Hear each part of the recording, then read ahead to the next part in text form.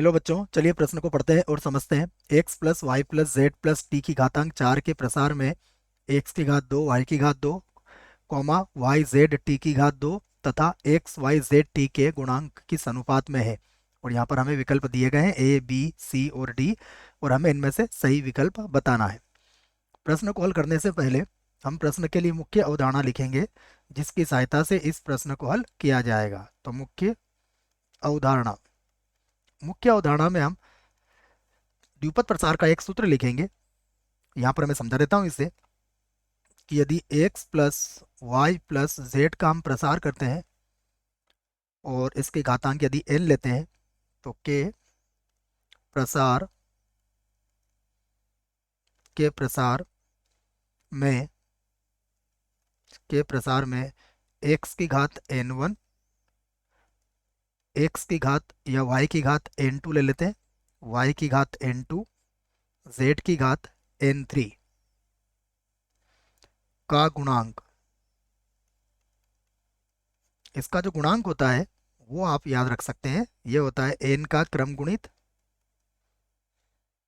बटा n1 का क्रम गुणित, उसके बाद n2 का क्रम गुणित और उसके बाद n3 का क्रम गुणित।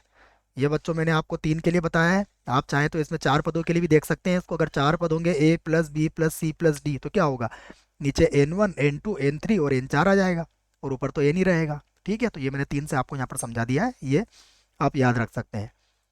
तो अब हम क्या करेंगे, जो प्रश्न हमें दिया गया है सबसे पहले लिख लेते हैं हम। तो यहाँ पर लिख लेता हूँ मैं एक्स प्लस वाई और उसके बाद क्या है z plus t. X plus y plus z plus t की घातांक कितनी है 4 के प्रसार में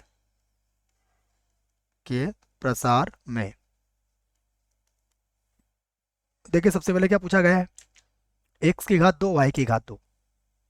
तो एक्स की घात 2 वाई की घात 2, इसको हम क्या लिख सकते हैं। देखो अगर हम इसको पूरा समझना चाहें तो इसमें जेड और टी नहीं है, तो हम क्या लिख लेंगे इसको, एक्स की घात 2 वाई की घात 2, मैं यहाँ पर लिख देता हूँ जेड की घात 0 और टी की घात भी लिख देता हूँ 0 का गुणांक। देखिए सूत्र हमने लिख लिया है।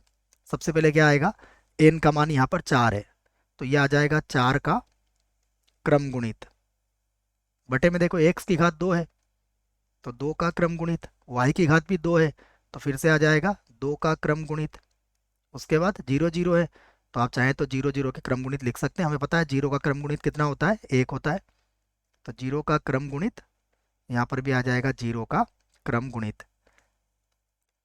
यहाँ पर देखें तो ये होगा 4 का क्रम गुणित और ये 2 और 2 से गुणा करोगे तो ये भी कितना आ जाएगा, 4 आ जाएगा बच्चों। 2 गुणा 1 2, 2 गुणा 1 2, 0 का क्रम गुणित 1 होता है। दूसरा हमसे क्या पूछा गया है, देखो दूसरा हमसे पूछा गया है वाई जेड और टी की घात 2, अर्थात वाई, तो एक्स की घात 0 बना लेता हूँ मैं, वाई की घात 1 ले लेता हूँ और जेड की घात भी 1, जेड की घात भी 1 और उसके बाद है टी की घात 2, टी की घात 2 का गुणांक। देखिए जब इसका गुणांक लिखेंगे तो क्या होगा, फिर से लिखूंगा 4 का क्रम गुणित, उसके बाद बटा सबसे पहले 0 का क्रम गुणित, उसके बाद होगा 1 का क्रम गुणित, उसके बाद फिर से 1 का क्रम गुणित और उसके बाद फिर से 2 का क्रम गुणित। तो बराबर कितना आ जाएगा, बराबर आ जाएगा 4 का क्रम गुणित और बटे में केवल 2 बचेगा, बाकी सब तो एक है। ये एक और पद हमसे पूछा गया है उसे भी देख लेते हैं। X y z t, x y z t का गुणांक। देखिए इसका जो गुणांक होगा वो क्या होगा, 4 का क्रम गुणित बटा सभी में आ जाएगा 1 का क्रम गुणित, फिर से आ जाएगा 1 का क्रम गुणित, फिर से आ जाएगा 1 का क्रम गुणित और फिर से आ जाएगा 1 का क्रम गुणित। अर्थ यह हुआ कि ये किसके बराबर हो गया, 4 के क्रम गुणित के बराबर हो गया।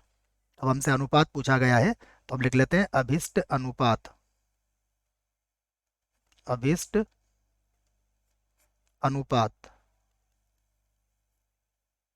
देखिए अभिष्ट अनुपात क्या होगा, सबसे पहले हमारे पास है 4 का क्रम गुणित बटा 4 अनुपात 4 का क्रम गुणित बटा 2 अनुपात 4 का क्रम गुणित और बटे में कितना है, कुछ नहीं है, मतलब 1 है।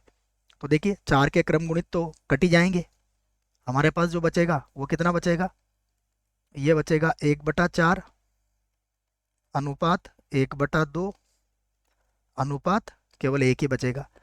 अब हम इसमें 4 का गुणा कर सकते हैं, तो यदि 4 का इसमें गुणा कर दिया जाए या फिर इसका लघुत्तम ले लिया जाए, कैसे भी समझ लीजिए आप, अनुपात है ये, तो ये बन जाएगा देखो 1 अनुपात, ये क्या हो जाएगा, इसको तो ऐसे भी समझ सकते हो आप, है ना, जैसे ये 1/4 है तो यहाँ 2/2 का गुणा कर दो आप, तो ये 4 बटे में भी 4 आ जाएगा, इसको 4/4 से गुणा कर दो, तो यहाँ भी बटे में 4 आ जाएगा, तो बटे वाले 4 हमारे कट जाएंगे ना, कई तरीके हल करने के। तो ये हो जाएगा हमारे पास 2, और यहाँ पर देखोगे तो ये आ जाएगा 4। तो 1:2:4 हमारा उत्तर है, देख लेते हैं। 1:2:4 ये तो नहीं है, 1:2:4 ये है हमारा उत्तर। तो ये हमारा उत्तर आ चुका है और बाकी गलत है। आशा करता हूँ बच्चों प्रश्न का उत्तर समझ में आया होगा। धन्यवाद।